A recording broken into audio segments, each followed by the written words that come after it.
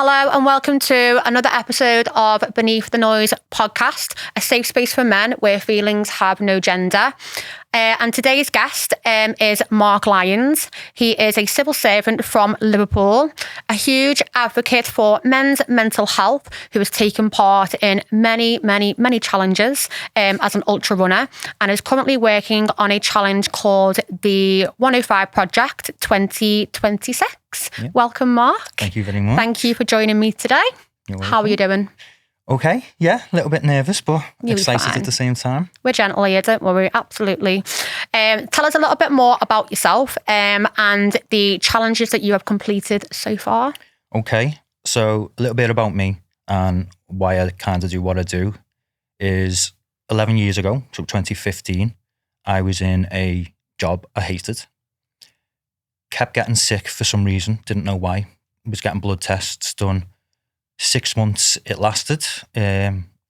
Constant things like headaches, insomnia, couldn't really sleep, clenching my jaw, things like that. Signed off by the doctors as perfectly fit, perfectly fine. Didn't know what was happening. Kept going into work, booking the day off.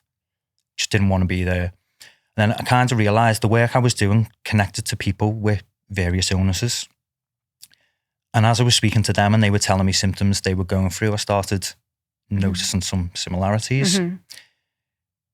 Days when I turned up to the office, I would just submit annual leave and leave, just go home, sit in the dark room, to eventually a woman that sat beside me said, "I think I know what's wrong with you." Mm-hmm. I was like, "What do you mean?" And she said, "I know someone who has exactly what you have. Mm-hmm. I think you need to go and see someone about anxiety and depression." Wow. I was like, "No, I'm too strong for that. Yeah. I'm too mentally strong." Because when I was growing up as a teenager, I was always expected to be a firefighter or a marine. I was going one of those directions, and due to different things, I didn't end up doing it. But I trained a lot with the various services. So I had that mindset. I could take on any physical challenge, and the mindset overrode everything. I was strong. Mm-hmm. To then get told I couldn't speak to people in an office because this woman beside me thinks I could be anxious or depressed. Mm-hmm. So I just carried on for a while, ignoring it, to the point where the symptoms got worse and I started having panic attacks. Wow. So I'd stop what I was doing mid-conversation, walk out the building and just stand outside. I couldn't breathe. Everything was too loud. Sights were pulsing around the outside. And it was just like this haze. It was just this haze coming over me. And I was always hot. I started to hate everything. I didn't go out with friends. I just disconnected from them. Everyone was still going out drinking. Yeah. Mm-hmm. Everyone was still, we were early 20s and stuff at the time when it really probably started, but I didn't know up until my mid 20s. Mm-hmm. So when it got that bad, I did just decide, okay, I'll go and see a doctor. I've been told there's nothing wrong with me. I'll go and see them. Mm-hmm. And I made the appointment and I walked in and they did the typical thing. You walk in, sit in the chair and the doctor goes, "So what's wrong?" Mm-hmm. And I burst out crying. I said, wow. I don't know. Yeah. And then I just listed everything that I've just listed to you. Then they said, "Yeah, you've got depression." Wow. I was like, "What? Yeah, you've got depression." Because you don't know what depression looks like, do you? No. Or you don't know until it's actually happening to you. And sometimes you don't even have the awareness of it, do you? I'd never experienced anyone with depression. So you thought it was just like a medical illness, as in because of the symptoms that you're experiencing and things? Yeah, and all these constant, which I was assuming physical illness. I had no idea a mental illness could make you physically ill. Wow. So I didn't know upset stomachs, headaches, tenseness of the body, all of that. No one had ever taught me, oh, look out for this. Yeah, of course. Because like you break your arm, someone's like, "Oh yeah, you've got a broken arm." Yeah. You go and see the doctor to put it in a cast. Mm-hmm. Something was happening to me. I was going and seeking medical aid and they were like, "Yeah, no, you're fine." Mm-hmm. Carry on. Was that in the office that you were working and that told you, "Oh, you're fine," or was it a doctor that said to you, "Oh, you're fine"? So the doctors were basically saying, you're fine, you're physically fine. Kept doing blood tests and it was going on about 6 months with these various illnesses. And I was like, I've been sick constantly for 6 months. Yeah. I'm not fine. So then it was the woman sitting beside me at work who noticed it. Yeah. Just the way we turn up to work and get told, oh, we've got a meeting, and I'd be like, no, I'm not going to that. Book the day off, walk home. What are you doing when you go home? Nothing, I'm just sitting in a room. Was you avoiding the meeting because the thought of it was like giving you, or did you just not want to be there in general? Both. So what I didn't like about the meetings was you'd all sit around the table. Got ya. I didn't want to be there. I didn't like people looking at me. Okay. Which kind of stems from, in childhood, I think I might have had social anxiety, but I didn't know. Because it's kind of joked about between us all now that an auntie or a relative would turn up to the house and I'd crawl under the table and hide until they were gone. Like, that's just a shy kid. Yeah. But looking back at it now, the way I still feel, if I'm asked to go to a friend's wedding, I don't want to go. I get the same symptoms. I'd rather just sit somewhere alone and be gone. So it was all part of that. So then eventually, after I saw that doctor, I was put on the medication. I hate the idea of medication. I don't take any pain relief. I've never taken like cough medicines. I hate it. So I was taking them and nothing was changing. I was still going into work. I was still walking out of work. Went back to see the doctor. How are you getting on? Exact same. Nothing's changed. Okay, we'll up your dosage. And I was like, so if this doesn't work, I'm just going to keep coming back. I'm going to keep getting given higher dosages. I'm not going to be me in a sense anymore. So I didn't want that. But what they did suggest for me was some CBT. And I know like therapy doesn't work for everyone. So I was a bit like dubious of it. But it was part of the plan they set in place with the medication. So I agreed to do that. It was over the phone. I absolutely won't speak to anyone on the phone, like even if your mum or anyone calls, sorry, and I know you know. If they phone, I'm like, oh, they'll text me in a minute if I just leave that. I'm not a phone speaker. I'm a voice noter or a texter. Yeah, I can't even do a voice note. I don't like speaking. I'd rather just write. I'd rather just write everything. But yeah, I'd have a weekly phone call and did do all checks, and it would be, how are you feeling today? How suicidal are you on a scale of 1 to 10 and things like that. And I felt like the most extreme things I was rating really low. So it started making me think, okay, anxiety and depression, this massive thing like this. Have you ever heard the expression the black dog? No. That they use where you can carry depression is like a black dog that you carry around with you. No. It got me thinking when I was going through the CBT, do I actually need this? Like, I'm speaking to this person, which might even be making me more anxious, awaiting that phone call every week. I'm rating everything quite low, that they probably want to be discussing suicide. 0. Never been suicidal. How's the medication doing? 0. I still just don't really want to be where I want to be. And then I started to think, well, what if I didn't work where I'm working? So then I decided to just leave the job. And I was lucky that I had people to support me at the time. That I phoned them and I said, listen, I think I'm going to leave, my mum included. And she was like, when? And I said, today. I'm going to go out today. This is only after a couple of months on the medication. So then I go back into the office and I email my manager and say, listen, this anxiety and depression's not getting any better. I think the work is, through therapy, I identified them called triggers. So I started to assess them, what was making me feel that way. And work was one of them. I just didn't like being there. And you spend most of your hours in work. So why would you do something that's making you feel like that? You can't sleep. You're waking up every morning miserable, knowing that you're going to this place that you're going to absolutely hate. It wasn't worth it. So they asked me, well, when do you want to leave? And I said the same to my mum, I'm going to go right now. Get pulled into a meeting room by the higher up managers. Okay, we've been told you want to leave. Are you sure you want to leave today? Isn't this not just part of an attack? And I said, to be honest, since having that decision made, I already started feeling better. So I said, I'm going today. And I walked out of that office smiling and walked home and knew this is what I needed to do. Then during that period, while I was looking for another job, I think it was maybe 2 months, and I ended up going self-employed doing another job. I started trying to change diet, just trying to focus a bit more on health, and started running. As a kid, whenever something affected me, which I didn't realise at the time, I was a cross-country running in school. Just loved running for the sake of it. My parents separated when I was a teenager, and I spent quite a lot of time alone. But looking back, what I realised was every time I felt down about them, like moving out and things, I'd run to the beach. Go for a run. And just sit on the beach for a bit by myself and run back home. Mm-hmm. And that became like a coping mechanism for me. So I thought, while I'm out of work and I've got a lot of time, I'll join the gym. I'll start going for runs. Kept doing that. Just before leaving the job, I did actually run my first ever half marathon. And part of that was, how would I react in a crowd of thousands of people? And got there, start line, having a panic attack. Yeah, all eyes on you. Yeah, and you stand in that starting corral for so long before a big race starts. It was just happening. I wanted to just walk out, go home, but luckily I was with people who were running it as well. And then once we got let out, I started just running away from everyone behind me. That's what I saw it as. Just get away, find somewhere quiet and run. Yeah. Finished that run, absolutely loved it. So I knew that is one of my coping mechanisms. Again, I noticed the pattern.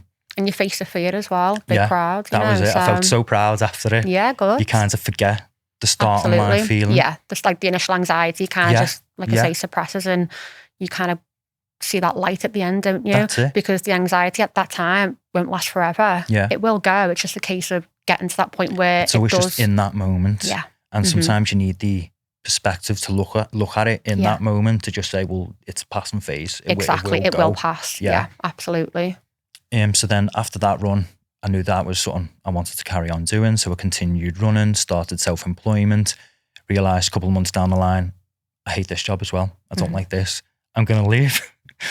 Left that job, spent 4 months waiting for another job, and got in a job that I actually liked, and I had good people on the team and everything that I really got on with. Carried on the fitness, started running every year, doing the annual half marathon, but then I was like, I need this more. Entered as many races. Entered as many races, as many challenges and things as I could. And then I thought, I need to go more than the half marathon. I need to do the marathon. Wow. Thought it'd be easy. Absolutely hated it. But then I thought, no, it's something to work towards. But then I got a notification.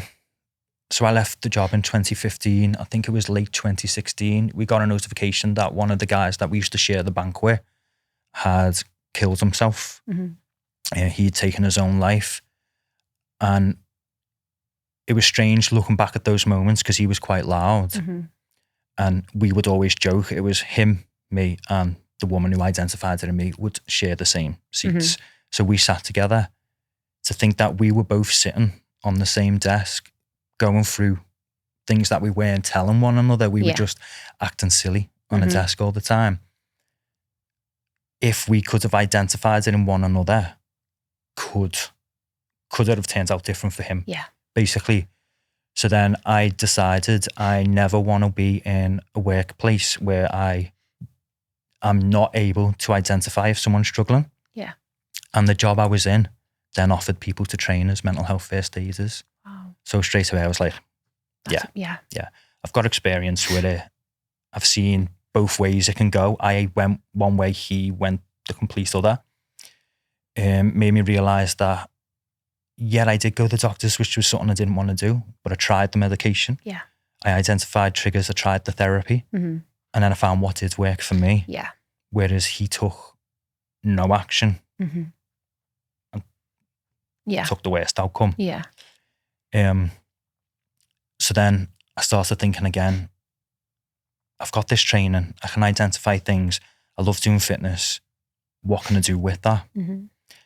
So then I started just doing small little challenges. One Movember, they do a mow run in Croxteth Park, and I had a weight vest from training. So I decided to message them and just say, I know someone who's committed suicide. Movember, a lot of people think it's just about like men with cancer, but it's all men's health, including mental health. I said, would I be okay to turn up to the run in this weight vest? Because it could look a bit dodgy if I just turn up to a big event in a weight vest. So I turned up and they put me in like the local paper on the front page and stuff. Just to say he's raising funds, he's raising awareness for that. And I did that, and I thought there's something to that because it makes me feel good.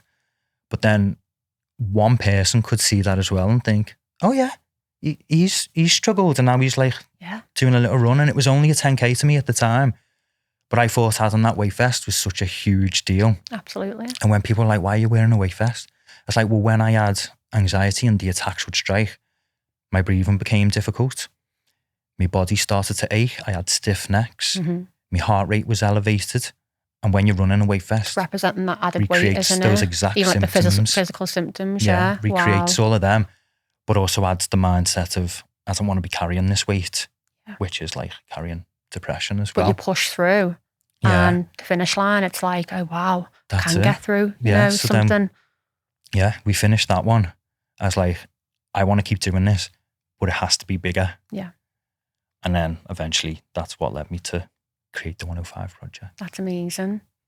I got a bit emotional when we were discussing about obviously the suicide. That's a bit of a trigger for me, to be honest with you. Even just like the word or someone taking their own life. It's a, like you said about triggers before, that's probably one of my, so if you see me getting a little bit upset, then I do apologise. You went the right way with that, because you, again, condolences for what happened.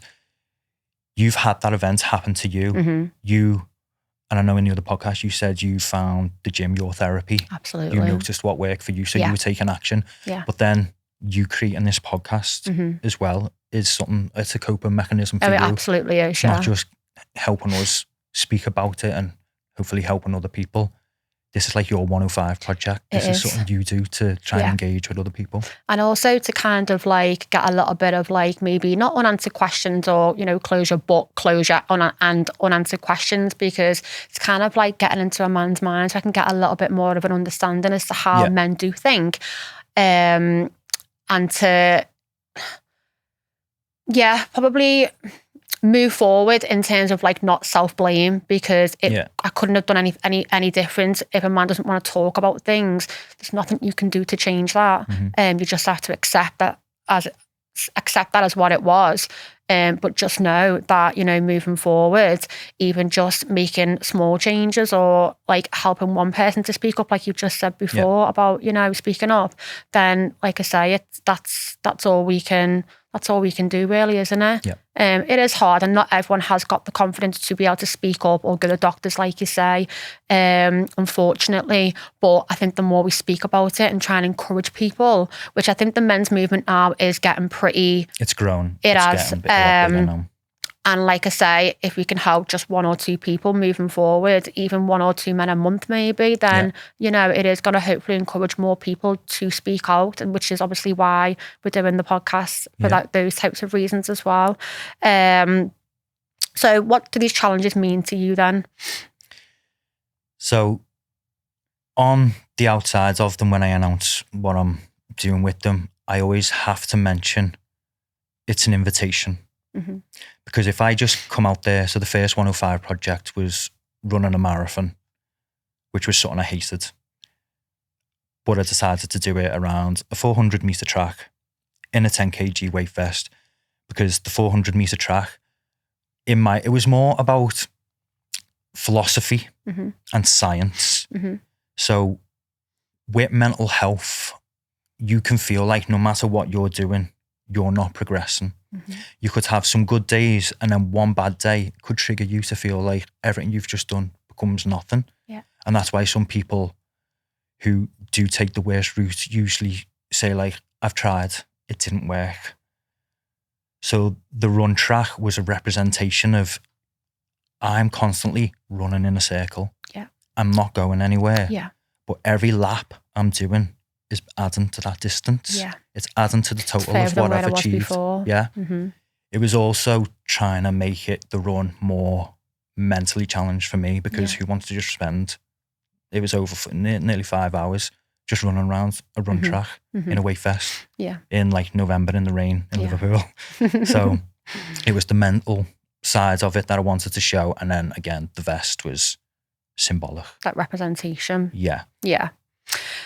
When you did obviously struggle with your mental health, I know obviously you mentioned about going to a doctor and speaking about how you were feeling. Did you reach out to friends and family at that time? Not particularly. Or did you keep it to yourself? Yeah. It kind of just became common knowledge with the friends. I didn't like going. It was more just like, he doesn't like going out. You don't need to invite him. Because I didn't particularly see anything wrong with it, because of the way I was as a child. I thought I just reached the point where this isn't fun anymore, and I don't really want to be mixing with people. I didn't understand if we had to go anywhere and I was getting the tenseness or like this warmth inside. That's to do with chemicals. Yeah. Telling me something was wrong. It wasn't just, I don't enjoy it. Yeah. So I didn't particularly reach out to friends. No, it was more the lady in work had an intervention. Basically. Was there a reason why you didn't? Did you feel like you couldn't, or did you feel you didn't want to burden them with, like, what was the reason why you? Yeah, I feel like it was a bit of a mixture. Mainly, I'm quite stubborn. Okay. And if I just think I don't want to do something, I won't do it. Yeah. But then it can sound like if they're inviting me to go places and I'm saying, no, I don't like it, it sounds a bit miserable. And I didn't want to come across to people as I'm just a miserable person, even though I felt miserable. So it wasn't so much the judgment. Again, it was more lack of understanding of how I felt. Yeah. Rather than just hitting you with that typical judgment of, oh, he's boring, he's miserable. Yeah. It wasn't that. And but it's fear of judgment though, isn't it? You don't want to kind of come across a certain way. But I agree with that. A lot more understanding needs to be had to be able to understand people's feelings. And it could always be something underlying, and not just because it's their personality. There could be, like you say, they're struggling with anxiety or depression. There's always like a root cause of sometimes why people are feeling like they don't want to socialise maybe. That's it, because even now after it, if someone sends a message, you can see in that message when they're themselves or they're not, but it's only with the experience that's come before. Can you see like the underlying issue in their responses? Yeah.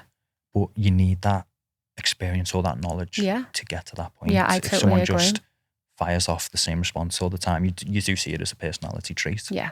And when it might not be. Yeah. What is something you wish that people understood about men emotionally? That they are emotional. That things do get to them, and it can be something silly and so small as a main one for me that I take too personally that I shouldn't is the kids prefer the mum over me. I deal with them most of the day. She works the day, I work the evenings. So when she takes over, they're so happy to see her. Yeah. And on weekends, they want to do everything with her. And if they get into a little tantrum and they shout, I hate you, that sends me. Yeah. Like sometimes I'll have to go for a walk or go to the gym. And it's because a child has said something to you that they don't even understand the ramifications of or that they don't mean. But you can take it to heart. Of course you can, yeah. So I feel like people do need to understand the smallest of things can trigger someone, and just because they're a man, it doesn't mean that, the cavemen are just like, no, me man, I feel they're not as strong as what they look. Yeah. I totally agree with that. But that was what I was going. My answer would be that not all men are as strong as what they look. That typical cliche, isn't it? Again, of like, oh, he's a big fella. God, he must be. That's not the case at all, is it? But that's society and the way that the stigma is. I think though as well, it's a big part of it, isn't it? Yeah, because you do. Over the years, for some reason, we've always been told like women are more highly emotional. They go through all these mood swings and everything, but so does a man. Yeah. Just because don't always show it though. Yeah, it's because women vent it out, whereas a man builds in. It's just like pouring in a glass. Just because you can see the glass filling, but with your emotions, you can't. Yeah. But eventually it does spill out. Yeah. And I wouldn't say women are more emotional than men. Sometimes I think men are more emotional. It's just men forget things more. So if a man has a falling out with a friend, the next day they're friends again. Yeah. But something could be in the back of their mind like, why did he say that though? Why did he think that? Yeah. But they won't vent that to one another. I agree. And I think over the time, the stigma's been men don't feel.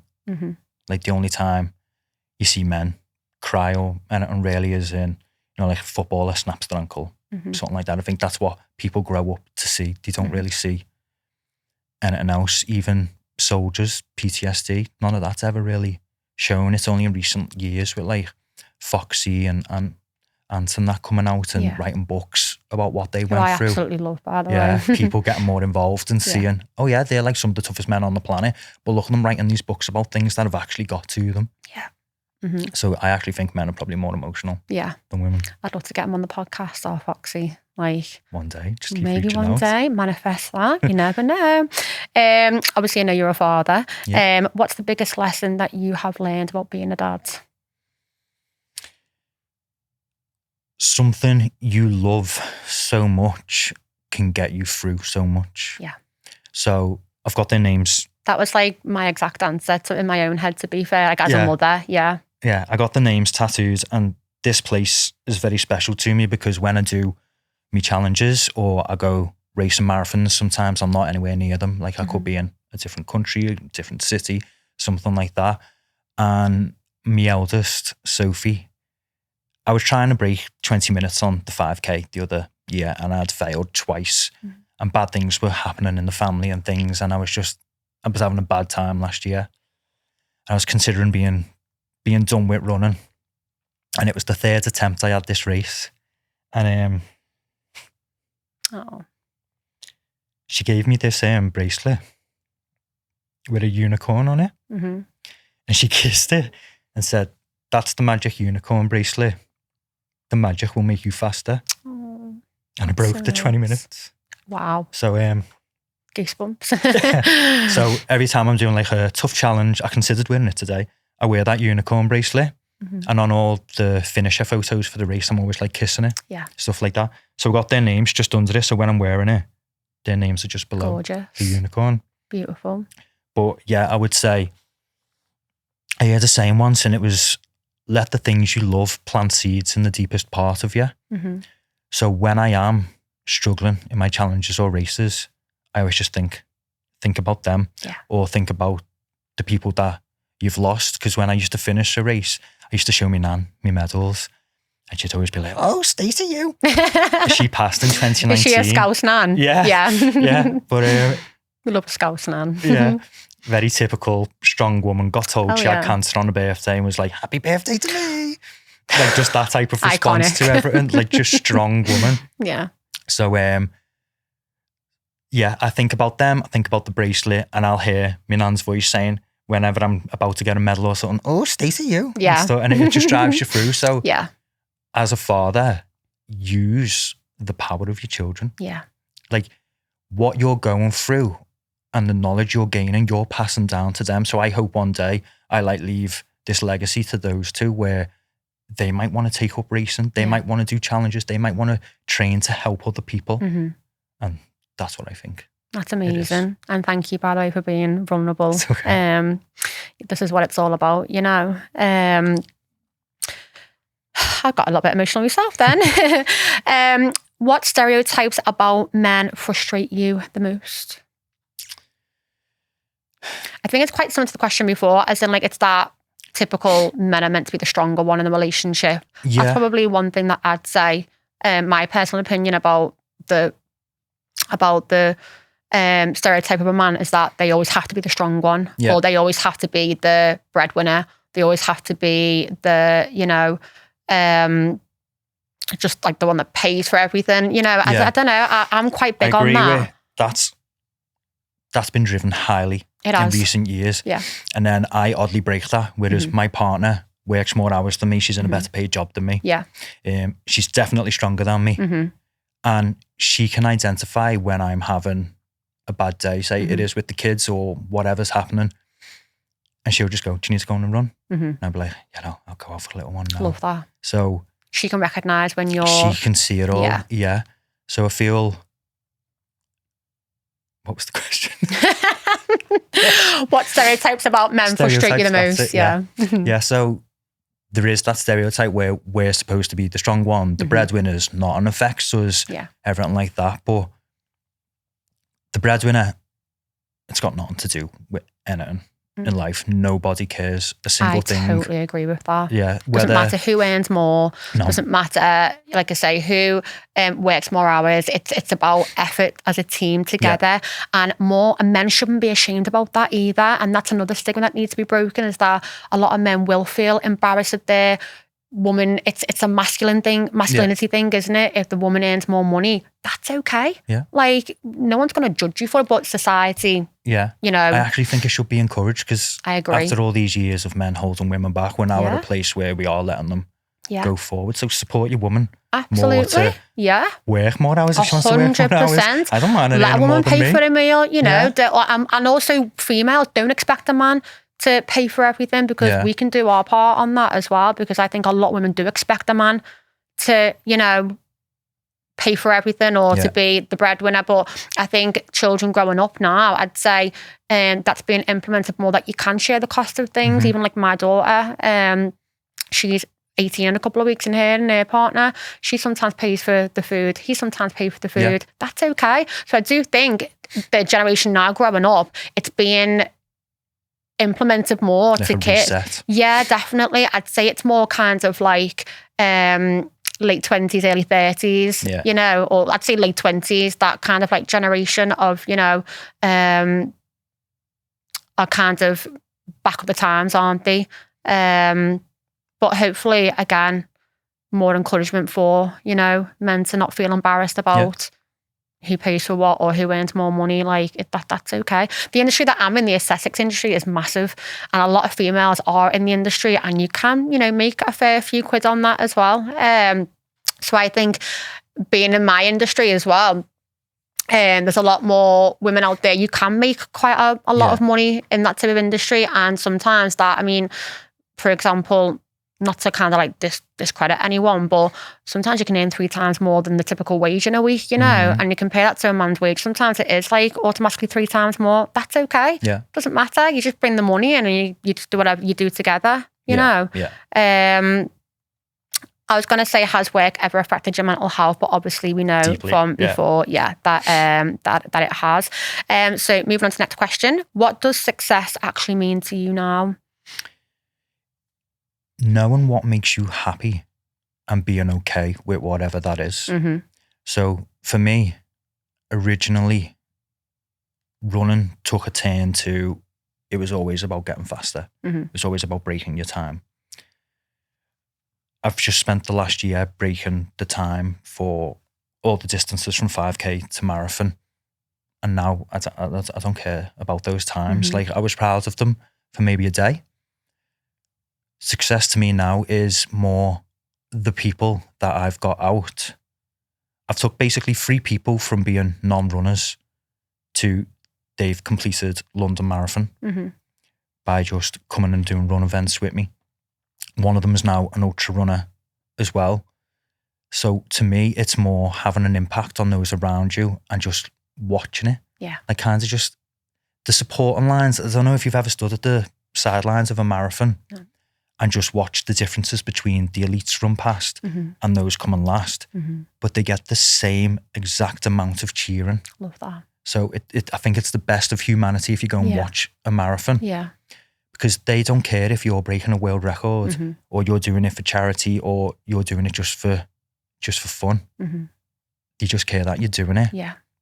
So find what makes you happy and enjoy doing it. And I think that's the only measure really of success. I actually put in for London Marathon for next year, and then I know the ballot closes this month, July, doesn't it? I mean, I do run, not like marathon running, but I'm thinking, oh my God, I've got a feeling that I'm going to get picked, and I'm like, oh shit. Well, it's the double weekend now. It's the first one where they're doing a Saturday and a Sunday. Oh, great. So it's like double the chance. Yeah. Said to my friend, well, I'll actually get picked. She was like, well, and I was like, why did you do it in the first place? And I thought, I don't know, why not? Why the hell not? You never know. I could push myself and do it and think, oh my God, I've just done it. But then I could just absolutely, like, you know, faint at the first. You won't. I'm in the ballot as well, so if I get a place, I'll see it. But if I'm not in the ballot, I always go down and support. Oh yeah, brilliant. We lead like a little cheer squad. Yeah. So I'll be there. So I might even do that, to be fair. Yeah. Just pop down there, is it? Atmosphere-wise. Yeah. And you see so many people running for purpose, don't you? Yeah. And even that can, like, really kind of, like, do you know what? Wow. Like, it is. It's just emotional. The environment in itself is, do you know what? I am going to do that. You know, if I don't get picked, 1,000,000%, I'm going to make a trip down there next year. Yeah, I just and have the experience of it. Yeah, the whole weekend to just absorb that, the environment. I might have to book my hotel now because I know when the prices are jump up in prices. Yeah, for more than double. A £25 room comes like $150 starting price. I'll just camp out. Why not? Yeah, July, isn't it? You know, summertime. Like, April? Why the hell not? Is it April? Is it? April, no. So the ballot's in July. Oh yeah, it's a bit of spring. You know, little bit of winds, you know. Yeah. Who knows? What's your biggest fear? I feel like I just fired that question at you then, like, what's your biggest fear? It used to always be that I wouldn't be remembered. Wow. But as I'm getting older, I don't particularly feel that way anymore. I always wanted to leave behind a quote that would survive after I was gone and stuff, which is why I like writing and stuff. I always want to leave something behind. But honestly, now it's just something happening to the kids. Yeah. Like that overrides every single thing in my life. I agree. And I have severe anxiety with that every single, even something happening to myself and leaving my kids behind. I lie in bed every night with my thoughts, and I get to the point where I start having, like, I wouldn't say panic attack, but I start getting palpitations. I start getting really panicky. The thought of anything happening to me and leaving my kids behind, or my kids in general. And a lot of time you don't always have control over it, do you? Yeah. So I would definitely say that's one of my biggest fears. To the point where it sometimes can take over, like, my mental well-being, which can carry through to the next day, and then I'll be riddled with anxiety all day. And then I think, stop thinking about it, Callie. It's hard not to, but try not to think about something that's not happened yet, or the what if, buts and maybes, because you'll torture yourself with it. So I used to be really bad when they first started going into nursery, and I'd drop them off, go to the gym, and then I used to think, what if I got knocked over on the way home from the gym and they're waiting at the nursery doors for me to pick them up? Yeah. And that used to just work around in my mind and make me feel sick. Yeah. And then you've just got to kind of deal with it. I mean, you kind of just got to accept it. I get exactly like that now. And I don't mean to sound morbid, but I think, what if I go to sleep and don't wake up, and, like, my son who sleeps next to me doesn't get hurt for a while, or he needs a bottle, do you know what I mean? Silly things. I mean, I've got older kids in the house, thank God. I've got teenagers and things, but yeah, I just think, being on your own, I mean, it's hard not to think about it, isn't it? But you torture yourself with, like, the unknown and the what if, buts and maybes. It's trying to learn how to not think about the negatives, but you also have to live in the moment as well. And if a negative thought runs through your mind at that time, that's okay, but it'll pass. And then we think about something else, That was a bit deep, that, wasn't it? Awful. That's what we're here for. Yeah, well, absolutely. What is one habit that has improved your life? I know what you're probably going to say. Running. Yeah, definitely. Absolutely. Is there anything that you're still healing from? So I wouldn't even say I'm fully healed. So, like I mentioned before, last year had kind of an impact on me, and it was because my dad had cancer. We got told he had cancer. Then he got cleared of it. Then earlier this year, we got told he has it again. Then in April, he was cleared of it. And then just this week, we've been told he's got it again. So sorry. It just keeps moving around different places and they keep finding it. So that kind of knocked me last year. And when things like that happen, I notice, I say the old me, but what I mean by that is, if I'm ever struggling with something, I'm always conscious that it's so easy. I could slip back to the way I used to feel and the way I was. I kind of class it as a dark passenger. That the me now is the one that's maybe driving the car. Yeah. But he's waiting in the back seat, and if things get too much, he'll be happy to just take over the wheel. He can kind of just sit in that darkness if you let it. So yeah, things do impact me. But that's when I'm quite honest on things like Instagram, where I'll share that on the stories. Like, I'll go out on a run and I'll post the purpose for that run. And I find a lot of the people, I've got like the same people all the time that get in touch over running, and I check in on them. We do like check-ins every couple of weeks. Some of them I've never met in person. A lot of them during the previous 105 projects over like the last 5 years. They've either come and physically got involved and told me things they've dealt with. I was just going to ask about that, you mentioned about people approaching you about like their own mental health struggles along the project. So I've had quite a lot of people, whether it's just DMing me through Instagram and telling me, like, I've had cases of them telling me they've tried to, that week, just tried to take their own life, and they tell me why. I've had people, things from like debt, relationship breakups, eating disorders, alcoholism, drug addiction. People have either come to the track and ran with me or done a walk with me. I normally provide donuts as a way, like, if you don't come and run, sit on the bench and have a donut and just tell me something.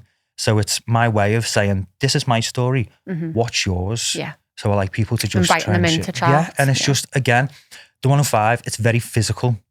It's very mental, but it's the talking bits that I always remember from it. Absolutely. You forget a lot of the run that happens, but I remember every story that they've told me. I was going to say, and there's probably so many different stories, all different walks of life. And I find it like mesmerising listening to people, like doing this and hearing all sorts of different stories, you know.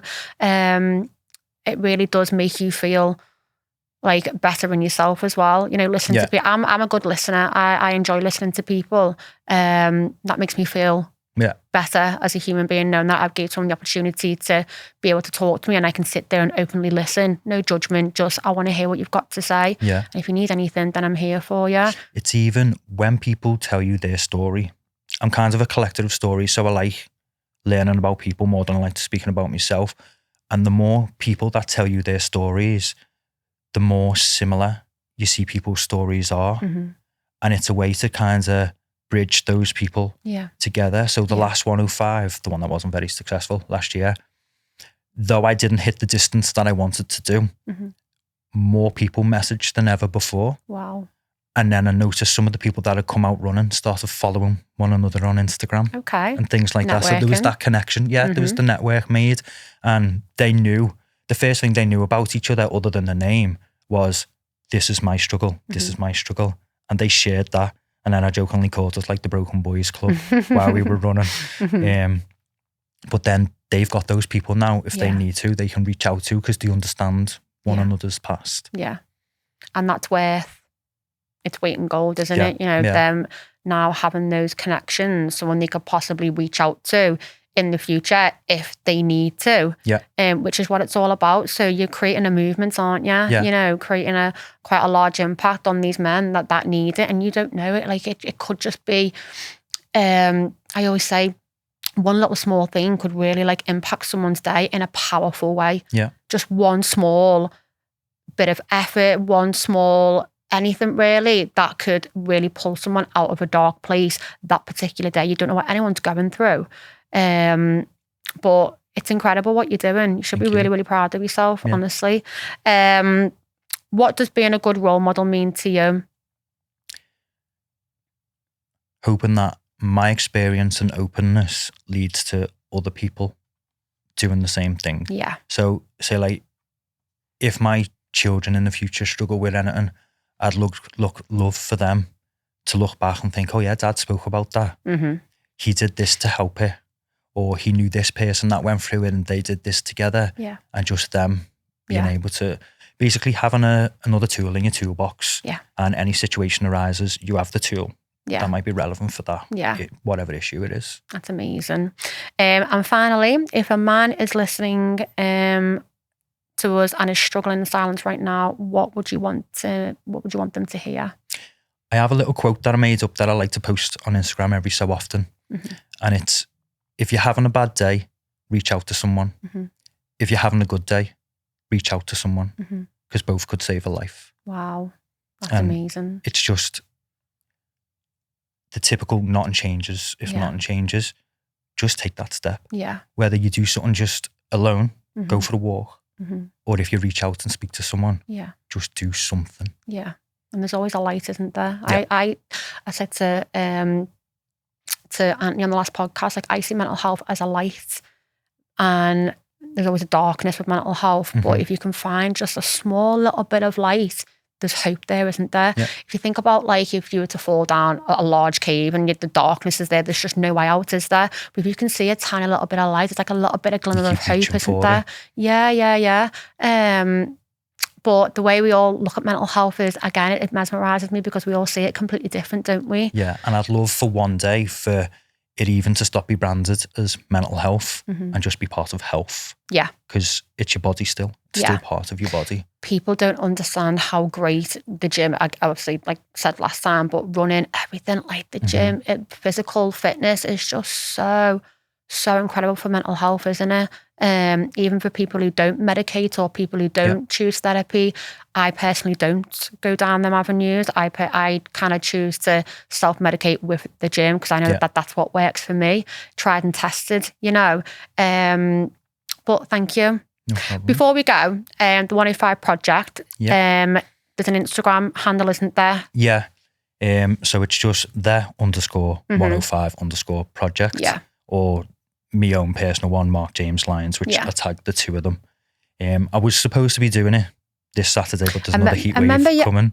Is that? Yeah, we're supposed to be getting a heat wave this weekend. Oh, for God's and last year I tried running it in a heat wave. No, it wasn't good. Deep. How what are we talking, like the other week heat wave? Because that was absolutely diabolical. Something like that. Yeah, high 20s. Wow. And where do you actually do the run? Sorry. Most of it's around Liverpool, just around the city. Wow. I used to set up routes, but then I used to feel a bit confined. Yeah.